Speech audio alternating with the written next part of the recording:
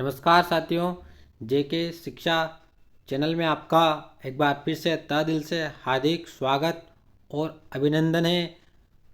आज हम यहाँ प्रमुख रूप से पाठ्यचर्या, शिक्षाक्रम या पाठ्यक्रम, पाठ्य विवरण की विभिन्न परिभाषाओं के बारे में अध्ययन करेंगे, जो कि अन्य प्रमुख शिक्षा शास्त्रियों द्वारा बनाई अलग अलग परिभाषा बताई गई थी।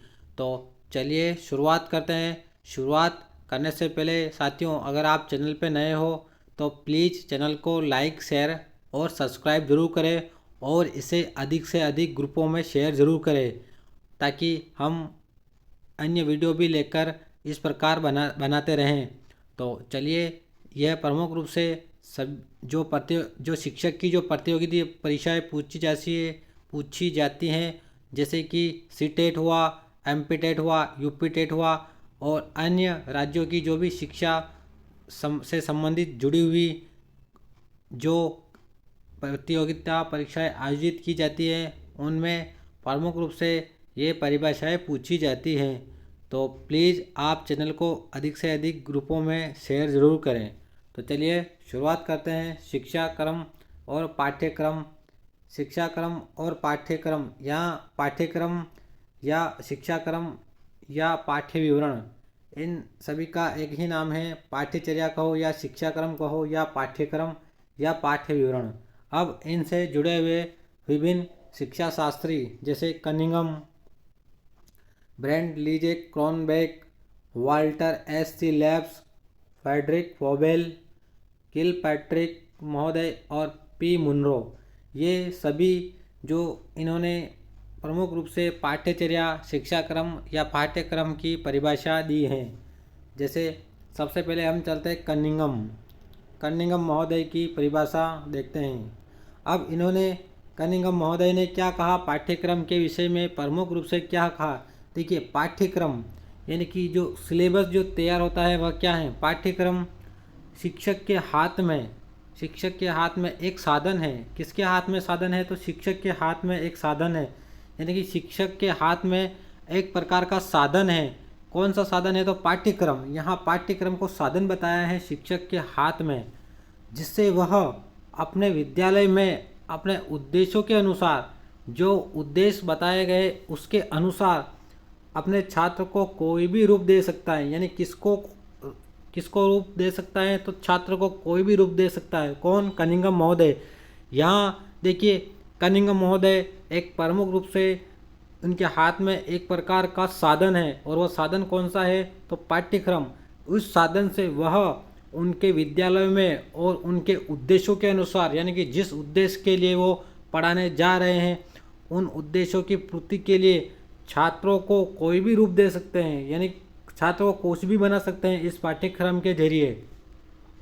इस पाठ्यक्रम के साधन के जरिए वह छात्रों को कुछ भी बना सकते हैं, यानी कि वकील, कलेक्टर या आईएएस, आरएएस कुछ भी बना सकते हैं। इस प्रकार हम इस परिभाषा को याद कर सकते हैं। तो उम्मीद करता हूँ कि आपको ये परिभाषा आप भूलेंगे नहीं, और एग्ज़ाम में आएगी तो आप इसका मुकाबला प्रबल रूप से, प्रभावी रूप से कर पाएंगे। तो चलिए अगली हम परिभाषा पढ़ते हैं। ब्रेंडलीजे क्रॉनबेक की परिभाषा। ब्रेंडलीजे क्रॉनबेक की परिभाषा, जैसे यह क्या कहते हैं पाठ्यक्रम के बारे में। देखिए, संक्षेप में, किसमें? संक्षेप में, यानी बहुत ही संकीर्ण विचारधाराओं में। संक्षेप में पाठ्यक्रम पाठ्य वस्तु का, यानी पाठ्यक्रम जो है वह पाठ्य वस्तु का ही सुव्यवस्थित रूप है। सुव्यवस्थित रूप, यानी जो भी वस्तु पाठ्य वस्तु होती है उसका ही सुव्यवस्थित रूप है। कौन सा रूप है? तो सुव्यवस्थित रूप है, जिसका निर्माण बालकों की आवश्यकता की पूर्ति के लिए होता है। यानी कि एक प्रकार से ब्रेंडलीजे क्रॉनबेक ने कहा है कि संक्षेप में पाठ्यक्रम पाठ्य वस्तु का ही एक सुव्यवस्थित रूप है। कौन सा रूप है? तो सुव्यवस्थित रूप है। किसका रूप है? तो पाठ्य वस्तु का। कौन? पाठ्यक्रम, जिसका निर्माण जिससे विषय वस्तु का निर्माण बालकों की आवश्यकताओं की पूर्ति के लिए होता है। यानी कि जिसका निर्माण या जिसका उद्देश्य जो भी बालकों की आवश्यकता होती है उसकी पूर्ति के लिए किया जाता है पाठ्यक्रम का। तो ये उम्मीद करता हूँ कि आपको वीडियो समझ आ रहा होगा दोस्तों, परिभाषा समझ आ रही होगी। प्लीज़ इसको आप 1 या 2 बार देख लेंगे तो आप लंबे समय तक कभी भूलेंगे नहीं कि बेंट लीजे क्रोनबेक ने संक्षेप में पाठ्यक्रम को पाठ्य वस्तु का सुव्यवस्थित रूप बताया था, जिसका निर्माण बालकों की आवश्यकता की पूर्ति के लिए किया जाता है। और कनिंघम महोदय की परिभाषा पूछेंगे तो आप बताएंगे कि शिक्षक के हाथ में एक प्रकार का साधन है जिससे वह बच्चों को कुछ भी कौन सा भी रूप दे सकता है। तो 2 परिभाषाएं हमारी कंप्लीट हुई है। उम्मीद करता हूं कि आपको वीडियो समझ आ रहा होगा। तो दोस्तों इसी प्रकार हमारे अन्य वीडियो को देखने के लिए आप अधिक से अधिक ग्रुपों में इसको शेयर जरूर करें और हमारे जीके शिक्षा चैनल को अधिक से अधिक लाइक शेयर सब्सक्राइब, और अगर आपको कुछ कमेंट लगे तो आप प्लीज़ हमें कमेंट जरूर करें ताकि हम इस प्रकार और भी आपकी आवश्यकता के अनुरूप कोई भी वीडियो बना सकें। तो चलिए चलते हैं तीसरी परिभाषा के बारे में, वाल्टर एच सी लेब्स। कौन? Walter H C labs.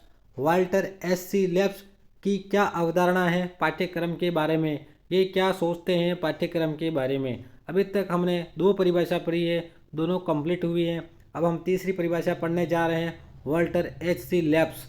ये क्या कहते हैं? ये कहते हैं कि पाठ्यक्रम में, किसमें? पाठ्यक्रम में वे सभी अनुभव, यानी कि पाठ्यक्रम में वे सभी अनुभव निहित हैं जिनको बालक विद्यालय के निर्देशन में प्राप्त करते हैं। यानी कि कहने का अर्थ ये है कि पाठ्यक्रम को जो तैयार किया जाता है उसमें सारे अनुभव निहित है, यानी सम्मिलित हैं, जिससे बालक विद्यालय के निर्देशन में, यानी कि बालक विद्यालय के निर्देशन में प्राप्त करते हैं, जिसमें कक्षा कक्ष की क्रियाएं जो भी विद्यार्थी कक्षा कक्ष में जो भी क्रियाएं करते हैं तथा उसके बाहर कक्षा कक्ष के अंदर, एक तो कक्षा कक्ष के अंदर और उसके बाहर यानी कक्षा कक्ष के बाहर समस्त कार्य एवं खेल सम्मिलित किए जाते हैं। यानी कि इस प्रकार देखिए आप, यानी कि पाठ्यक्रम में सारे के सारे अनुभव सम्मिलित हो जाते हैं। कौन कहता है ये बात? वाल्टर एच सी लेब्स, जिनको बालक विद्यालय के निर्देशन में प्राप्त करते हैं, यानी कि बालक के विद्यालय के निर्देशन में रहते हुए बालक प्राप्त करते हैं। क्या प्राप्त करते हैं? तो पाठ्यक्रम के अनुभव जो कि पाठ्यक्रम में सम्मिलित होते हैं, कक्षा कक्ष के अंदर किए गए और उसके बाहर वे सारे कार्य जो कि खेल सम्मिलित होते हैं, खेल एवं उसमें सम्मिलित किए हुए होते हैं, वे सारे के सारे कार्य पाठ्यक्रम में सम्मिलित होते हैं। तो अगली परिभाषा है फ्रेडरिक फॉबेल। कौन? फ्रेडरिक फॉबेल। फ्रेडरिक फॉबेल भी एक प्रमुख रूप से शिक्षा शास्त्री थे। ये क्या कहते हैं? देखिए यह इनकी जो परिभाषा है पाठ्यचर्या के बारे में है। अब ये पाठ्यचर्या के बारे में क्या कहते हैं कि पाठ्यचर्या संपूर्ण मानव जाति के ज्ञान, यानी कि संपूर्ण मानव जाति के ज्ञान एवं अनुभव का प्रतिरूप होना चाहिए। यानी कि पाठ्यचर्या, देखिए पाठ्यचर्या क्या होना चाहिए? पाठ्यचर्या है जो वह संपूर्ण मानव जाति, जो भी हमारी विश्व में संपूर्ण मानव जाति है उसके ज्ञान एवं उन सभी के अनुभव का प्रतिरूप होना चाहिए। किसका प्रतिरूप होना चाहिए? तो संपूर्ण मानव जाति के ज्ञान एवं अनुभव का प्रतिरूप होना चाहिए। कौन होना चाहिए? तो पाठ्यचर्या। यहाँ पाठ्यचर्या जो है वह संपूर्ण मानव जाति के ज्ञान एवं अनुभव का प्रतिरूप होना चाहिए। ये कौन कहते हैं? तो फ्रेडरिक फॉबेल कहते हैं। अगली परिभाषा है W.H. किलपैट्रिक महोदय। W.H. किलपैट्रिक, देखिए अब यह क्या कहते हैं?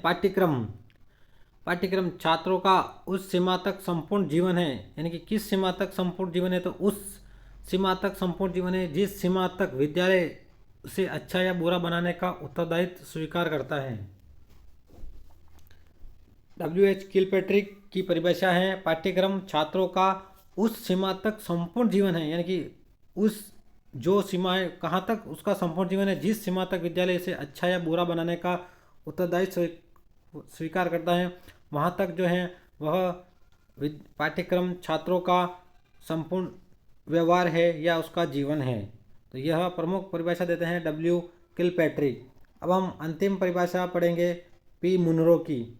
P. मुनरो पाठ्यचर्या के बारे में क्या कहते हैं? देखिए पाठ्यचर्या, और यहाँ 2 परिभाषा पाठ्यचर्या की हैं और बाकी सारे पाठ्यक्रम की हैं।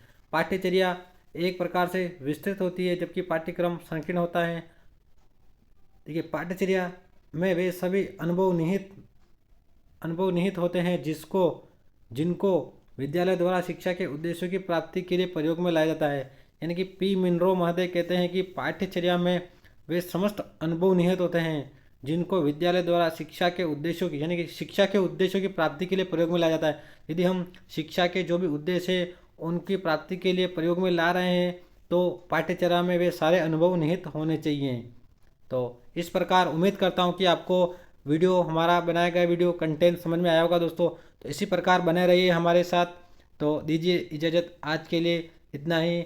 अगला वीडियो हम लेकर जल्दी उपस्थित होंगे। धन्यवाद। जय हिंद, जय